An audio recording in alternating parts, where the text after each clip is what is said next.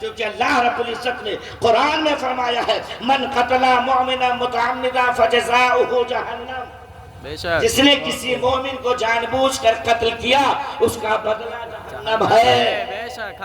تو اگر حسن پاک کو حضرت جادہ نے زہر دیا تو قرآن کے حکم کے مطابق حضرت جادہ جہنمی ہو جاتی ہے، جبکہ قرآن پاک میں عام مومن، صرف مومن ہم اور آپ جیسے کم تر مومن حسن کے مقابلے میں، حسین کے مقابلے میں، اور وہ تو مومنین کے سردار ہیں، ان کا قاتل یقینی طور پہ جہنم کے سب سے نچلے طبقے میں ہوگا۔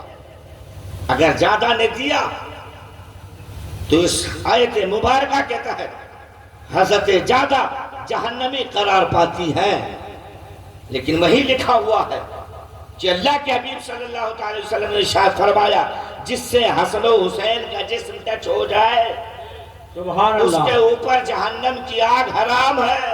بے شک۔ اب ان ظالمین سے پوچھو جو یہ کہتے ہیں کہ حضرت جادہ نے دیا ہے، جو حضرت امام حسن کی بیوی ہے، بیوی ہونے میں ان خارجی کو بھی اختلاف نہیں ہے کہ بیوی نہیں تھی، بلکہ وہ بھی دعویٰ جو کرتے زہر دینے کا ان کی بیوی ہونے کا کہہ کر کرتے ہیں، تو لازم ہے جب وہ بیوی ہے تو حسن پاک سے ٹچ ہوئی ہوگی، ان کے بسترے پہ آئی ہوگی، ان کے ساتھ ملاقات کیا ہوگا، اس جسم سے جسم مس ضرور ہوا ہوگا۔ تو جب حضرت جادہ حضرت امام حسن سے ٹچ ہو گئی، مس ہو گئی، تو اللہ کے حبیب صلی اللہ علیہ وسلم کے فرمان کے مطابق ان کے اوپر جہنم کی آگ حرام ہو گئی۔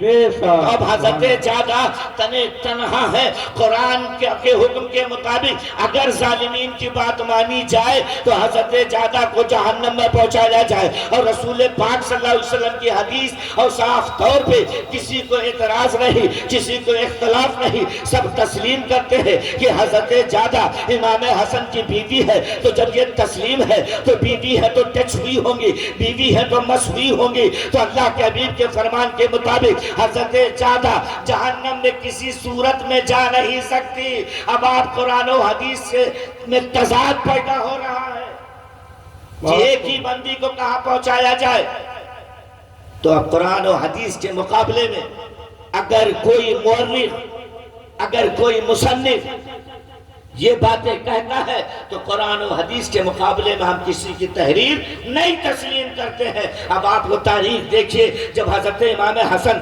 زہر کی تکلیف کے بنیاد پر ان کا دل کٹ رہا تھا، ان کے جگر کٹ رہے تھے، جگر کے ٹکڑے کٹ کٹ کے گر رہے تھے، حضرت حسن پاک کو خون کی الٹیاں ہو رہی تھی، انہی کے چھوٹے بھائی حضرت امام حسین امام علی مقام حضرت امام حسن کی عیادت کے لیے ان کے حجرے میں جاتے ہیں۔ حضرت امام حسن بستر علالت پہ ہوتے ہیں، امام حسین جا کر کے امام حسن سے عرض کرتے ہیں اے بھائی جان آپ کو تکلیف کس نے دی ہے، آپ کو زہر کس نے دیا ہے؟ حضرت امام حسن فرماتے ہیں بھائی حسین کیا آپ بدلہ لینا چاہتے ہیں، کیا آپ سزا دینا چاہتے ہیں؟ حضرت امام حسین نے عرض کیا ہاں بھائی جان ہم ظالم کو سزا دینا چاہتے ہیں، ہم بدلہ لینا چاہتے ہیں، کیونکہ ہمارے نبی پر ہمارے نانا پہ جو قرآن نازل ہوا ہے اس میں اللہ نے صاف صاف فرمایا ہے یا ایھا الذین آمنوا کتب علیکم القصاص، اے ایمان والو تم پر بدلہ فرض کیا گیا، سبحان اللہ، تو میں بدلہ لوں گا۔ تو حضرت امام حسن نے فرمایا بھائی حسین جس پہ مجھے گمان ہے، جس پر میرا شک ہے، اگر وہی میرا قاتل ہے، اگر وہی مجھے زہر دینے والا ہے تو میں اسے خدا کے حوالے کرتا ہوں، بروز محشر اس سے بدلہ لوں گا۔ اور اگر جس پہ میرا گمان ہے، جس پر میرا شک ہے، اگر وہ قاتل نہیں ہے، اگر زہر دینے والا نہیں ہے تو میں کسی ناحق کو سزا نہیں دلانا چاہتا۔ جب حسن پاک تو صاف صاف پوشیدہ رکھ رہے ہیں ظالم کو، قاتل کو، تو آج ان خارجی مولویوں کے پاس کون سی تاریخ آ گئی ہے؟ ارے دکھاؤ نا کہ حضرت امام زین العابدین نے کبھی کہا ہو کہ ہماری بڑی اماں نے ہمارے بڑے ابا کو زہر دیا تھا۔ حضرت امام جعفر صادق جی کو دکھاؤ حضرت علی رضا ہی سے دکھاؤ، یہاں تک کہ حضرت امام حسن عسکری تک کسی امام کے بارے میں بتاؤ کہ کسی نے یہ بات کہی۔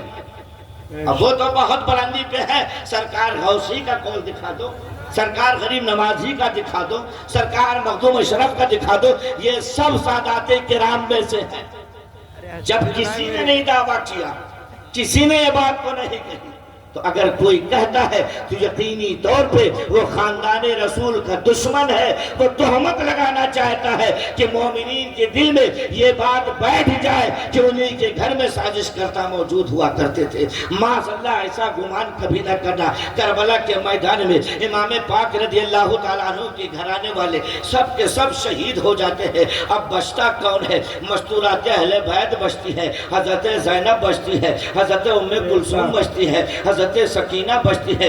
دن بھر لوٹ مار، امام پاک کی شہادت کے بعد خیمے جلائے جا رہے ہیں، حضرت زینب کے روپٹے کو چھینا جا رہا ہے، حضرت سکینہ کے بالی کو نوچا جا رہا ہے، حضرت زین العابدین کو پریشان کیا جا رہا ہے، لیکن صبر کے متوالے سب کے سب صابر بن کے، کیونکہ حضرت امام حسین نے اپنی بہن زینب سے فرمایا تھا، اے بہن زینب میرے بعد اس قافلے کی نگہبانی آپ کے ہاتھ میں ہوگی، اے بہن زینب صبر کا مظاہرہ کرنا، بے پردگی ہرگز ہرگز نہ ہونے پائے، بہن زینب گریہ بازاری اس طرح ہرگز ہرگز نہ ہو کہ غیر کے کانوں تک تمہاری آواز پہنچے، ورنہ یہ غیر لوگ مذاق اڑائیں گے کہ حسین کے گھرانے کی بچیاں رو رہی ہے، حسین کی بہن رو رہی ہے۔ حضرت زینب صبر کا پہاڑ بن کر کے اپنے خیمے والوں کو، مستورات اہل بیت کو سمجھا بجھا کر بیٹھی رہتی ہے۔ شام غریبہ آ جاتی ہے،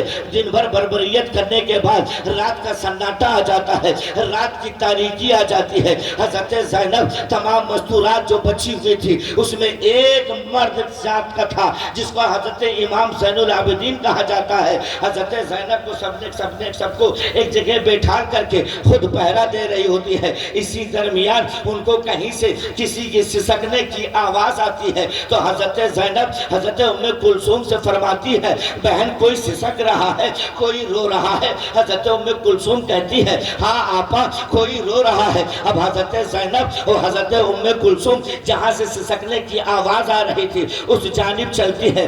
رات کا سناٹا ہوتا ہے، رات کی تاریکی ہوتی ہے، درندوں کی آواز ہوتی ہے، سنسناہٹ ہوتی ہے۔ نینوا کا میدان کوئی پکنک گاہ نہیں تھا، کوئی تفریح گاہ نہیں تھا، کوئی اچھی مارکیٹ نہ تھی، بلکہ چٹیل میدان تھا، کٹیلے درخت تھے، وہاں انسان نہیں آتا جاتا تھا، شہر سے کافی دور تھا، کوفہ میں نہیں تھا، کوفہ کے باہر تھا۔